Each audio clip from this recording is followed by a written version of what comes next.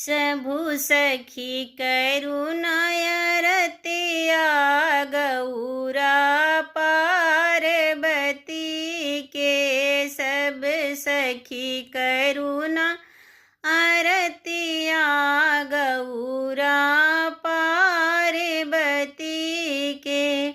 कथी के छिपी कथी के बाती, कथी के छिपी कथी के बाती, कथियन के फूल बतिया गौरा पार्वती के। सबु सखी करुणाय रतिया गौरा पार्वती के। सोने के छिपी कपूर के बाती, सोने के छिपी कपूर के बाती, घिउवन के फूल बतिया गौरा पार्वती के। घिउवन